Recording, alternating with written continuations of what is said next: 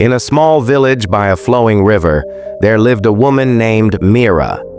She was a devoted mother to her young son, Rohan. One day, tragedy struck when Rohan fell ill and passed away. Meera was consumed by grief. She carried her son's lifeless body to the riverbank, where she sat weeping, unable to accept the loss. Word of Meera's sorrow reached the Buddha, who was meditating nearby. Moved by her pain, he approached her and said, "Dear sister, I see your suffering. Tell me, what is it that you seek?" Meera looked up at the Buddha with tear-filled eyes and said, "O wise one, please bring my son back to life. I cannot bear this pain." The Buddha said, "I will help you, Meera. But first, you must bring me a handful of mustard seeds from a house where no one has ever died." Meera's eyes lit up with hope. She gently laid her son's body down and set off to find the mustard seeds. Meera went from house to house, asking for mustard seeds.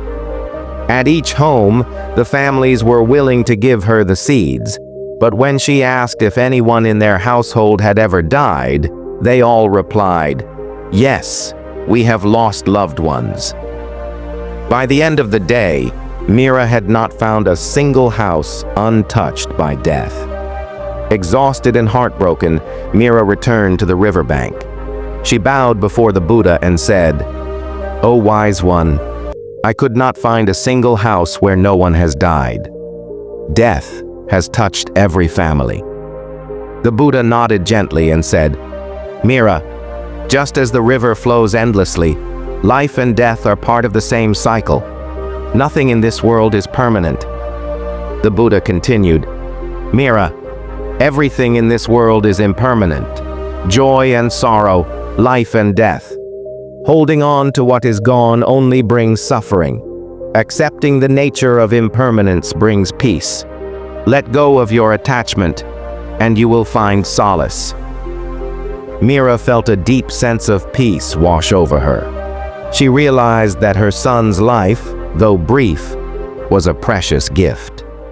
She thanked the Buddha for his wisdom and performed the last rites for her son by the river, letting his ashes flow with the water. From that day on, Meera lived with gratitude and acceptance, sharing the Buddha's teaching with others. The Buddha's teaching reminds us that life is like a river, ever flowing, ever changing. By accepting the impermanence of all things, we can find peace in the midst of loss and joy in the present moment. If this story touched your heart, don't forget to like, share, and subscribe for more timeless wisdom from the teachings of Gautama Buddha. Let us know in the comments how you cope with life's changes. Remember, peace comes from accepting the flow of life.